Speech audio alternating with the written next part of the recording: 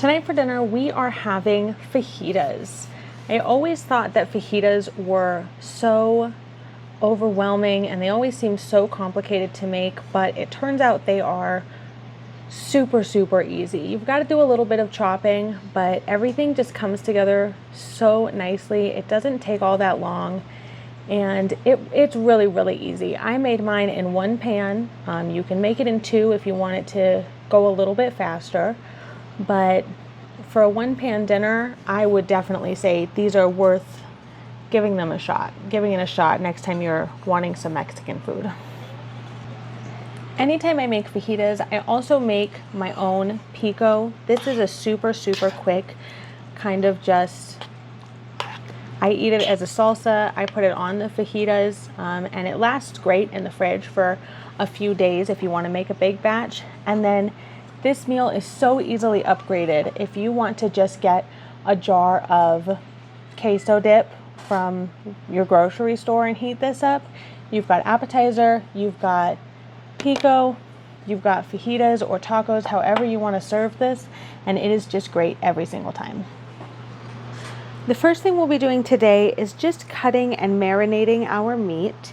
I got this really thin sliced top round, already thin sliced from my grocery store. This is about a pound of meat, and all I'm going to do is I'm just going to slice this into pretty thin strips.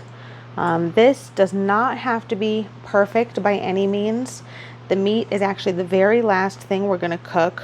This is going to get probably about 30 minutes of marinating time, but it cooks so fast that if some of the pieces are a little bigger and some of the pieces are a little smaller, I think it'll be all right.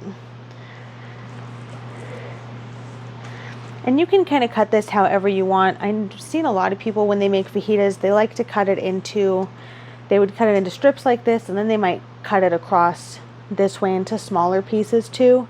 I have done this both ways. I just kind of prefer the longer, skinnier pieces.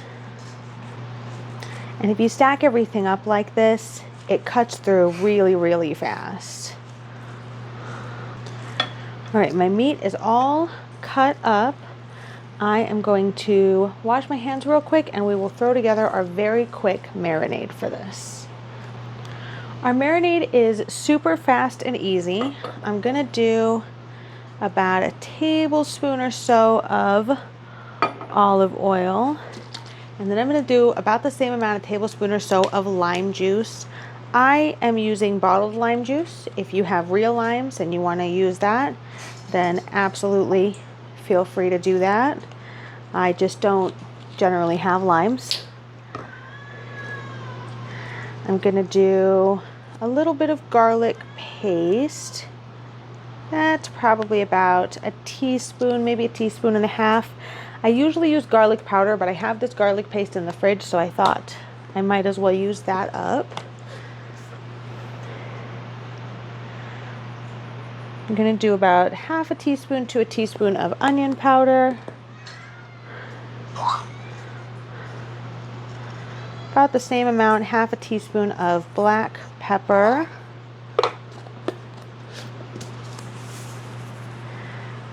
Same thing for salt. And then the last thing is just a little bit of cumin. And this is going to be about the same. I'm going to do just over half a teaspoon of ground cumin. And then I'm just going to give this a really good mix. I want to make sure that everything gets really well coated. And there shouldn't be a lot of liquid left in the bottom. I don't generally have any excess liquid marinade here. All right, this is mixed really nicely. I'm going to go ahead and just set this aside, and then we are going to start prepping our bell peppers and onions. While our meat is marinating, we're going to go ahead and prep our bell peppers, and I like to prep these in actually the exact same way that I prep the meat. I just kind of julienne them into these long skinny strips, and I do that, I've taken the core out, and all I'm going to do is just slice them right down the edge. And my general rule of thumb is 1 bell pepper per person that you're feeding. We don't always finish them, but I always like to have a little bit of extra in case somebody wants to have a little more, or if maybe we'll have enough for leftovers for tomorrow. And then I really like to have a lot of color anytime I'm doing bell peppers. So I'm actually going to be doing, I did a full yellow bell pepper. I'm going to be doing half of an orange bell pepper and half of a red bell pepper. And I'll save the other 2 halves for something else later in the week. And then the last bit of our fajita vegetables is just going to be some onion. And I like to just cut the whole thing in half, and I think it makes it a lot easier to peel, and then give it a quick slice. The way you slice your onion is going to determine how it cooks. So you'll want to choose this depending on what end result you want to see. If you slice it on this half moon along with the layers, it will kind of break down a lot faster during the cooking process. But if you slice it in this direction, which is how I like my onion pieces for this, and you get these kind of individual, not really half moon, it's just a kind of a along the grain kind of piece, they will keep their structure during the cooking process for a lot longer. They just won't break down quite as much. If you're doing something like fajitas, that's generally what you would want to do. And then I'm just cutting these up to be a really similar shape to the bell peppers. And those are just going to go in the same bowl because they're all going to cook together. And then I'm actually going to save about 1/4 of this onion because we're also going to be making a quick pico to go with this. So I'm just going to do about 3/4 of a really large onion for the fajita vegetables. All right, our fajita veggies are all cut up. I'm going to start by cooking our peppers and onions. Those I like to cook a little bit lower and slower, and then we're going to do our pico, and then the very last thing is going to be frying up that meat. All right, for our fajita veggies, our pan has been heating up for a few minutes. I'm going to add in a generous amount of olive oil, and then in go our peppers and onions.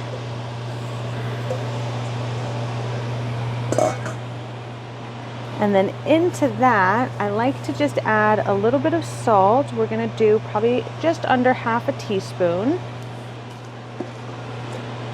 I'm going to add about the same amount, just under half a teaspoon of ground cumin.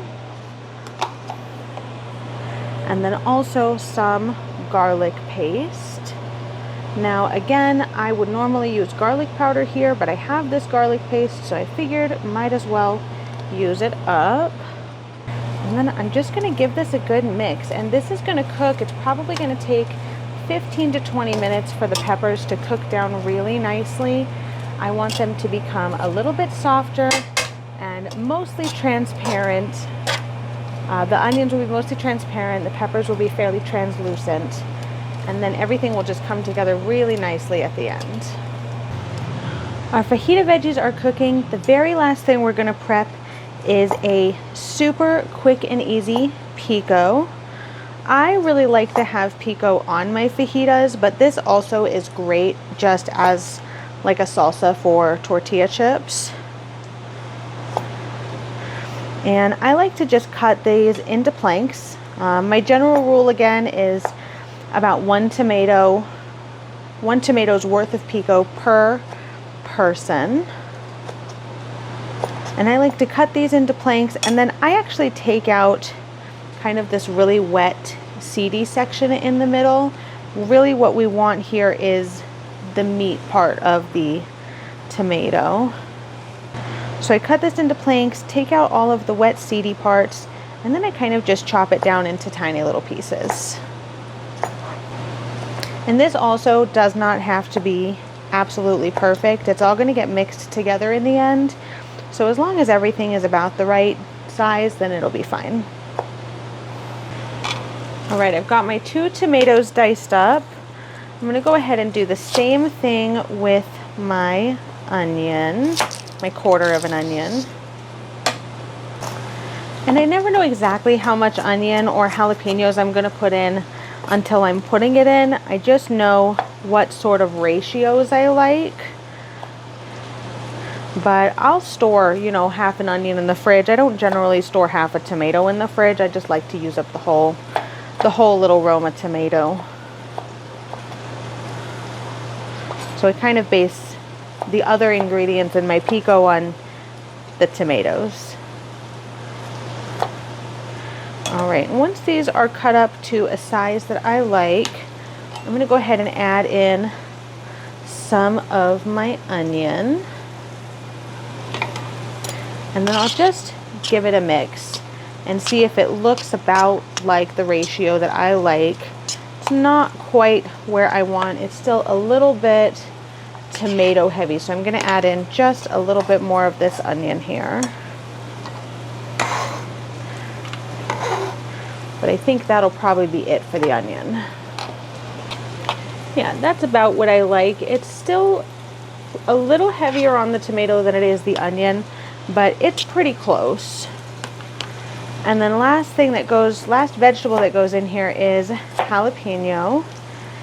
And how much jalapeno you put in is going to be completely dependent on how spicy you like it. I know I'll be doing at least 1 whole jalapeno, but I may add another half of one. These are pretty small too. And these I do a tiny bit differently. I like really little pieces of jalapenos, so I'm cutting these into these super thin little matchsticks, and then I'm gonna kind of mince them down the other way. And I'll just throw that right in and give it a good mix, and same thing again. See if I like the ratio, which I can already see I'm gonna wanna add some more jalapeno into this. Yeah, I think I'm gonna do probably just half of my second one. After mixing this all together, I still know that I like a little bit more spice than this in my pico, so I am going to add the other half of this jalapeno. But if you stop here, or if you stop at 1 jalapeno, it shouldn't have really hardly any kick at all. To finish off our pico, we're just gonna add in a little bit of salt. This is really just a pinch. It's not even a 1/4 teaspoon. You can always add more if it needs more, but you can't take it away once it's all mixed in. I'm gonna add a couple splashes of lime juice. Same thing again, if you've got fresh limes that you want to use, absolutely feel free. I just don't have any. And then cilantro. I almost never have fresh cilantro in my house, but I have this lightly dried stuff that I just get from my grocery store. I have also used fully dried, dehydrated cilantro from just like my cabinet, my pantry, and that also works. The cilantro will kind of soak up the tomato juice, the salt will help release some more moisture, and it all just kind of works out and comes together nicely in the end. I do think fresh cilantro is best for this, but if you don't have any, dried cilantro definitely works just fine. Now everything's all mixed together. If you have made pico or salsa a bunch of times before and you kind of know exactly what you're looking for, you can just taste it with a spoon. I think it could use a little bit more lime juice and just a touch more salt. And actually I'll probably add a little bit more cilantro too. If you're kind of new to making any sort of pico or salsa, I think the best way to taste it is with a chip. That's how you're going to be eating it anyways. So you can kind of tell if it's missing some salt, if it's missing some lime juice, if you like a little bit more of that sourness in there. but sometimes I'll just taste it with a chip and just see how it all kind of comes together. Yep, and that is basically perfect. I'm gonna go ahead and cover this and stick it in the fridge so that these flavors can kind of marry a little bit while I am cooking the rest of the fajitas. Our bell peppers are just about done, and then we're gonna throw our meat in, and that's just about it. Our peppers and onions have been cooking for about 15 or 20 minutes, and I've kind of just let them sit and for a few minutes before I'd come over and stir them.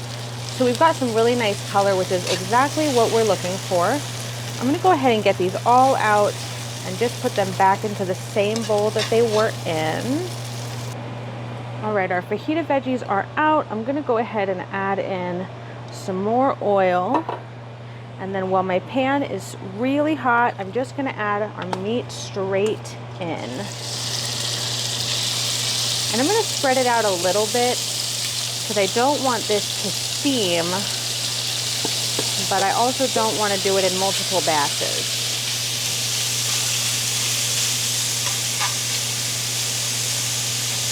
And I'm just going to let this sit on this side for about 3 to 4 minutes, and then I'm going to come back and saute it and kind of mix it all around to get it cooked on all sides. Our meat has been cooking for about 8 minutes. All of the liquid that did come out has now fully evaporated. I've got some nice color coming on some of these pieces. And then just to keep everything warm, I'm gonna just push my meat over to one side and drop my peppers in the other half to keep everything warm until we are ready for assembly. Everything is ready, and now it is time for assembly. I've just wrapped up my tortillas in a paper towel and microwaved them for about 30 seconds. I just wanted to get these warm and pliable. And then I really like to just build them all at once. But this totally works for kind of a self-serve sort of dinner as well, if you want to just put everything on the kitchen table and let everybody assemble their own. I just already know I'll be eating 4 and he'll be eating 5, so it's just kind of easy to put it together myself here. And then just assemble it. I like to do this in kind of a really specific order, but everybody's going to do it a little bit differently. I like to put just a little bit of meat down in the bottom of each tortilla, and then fajita vegetables right on top. And then from there, the toppings are totally customizable. You can put shredded cheese, you can do sour cream, you can do queso if you've got some melted queso that you want to use up. I will be adding on mine pico and sour cream. And then just shredded cheese on top of these. And the fajita vegetables and meat are still pretty warm, so this cheese should start to melt a little bit as it sits. And then just in case you didn't see, I actually like to use these tiny little street taco tortillas.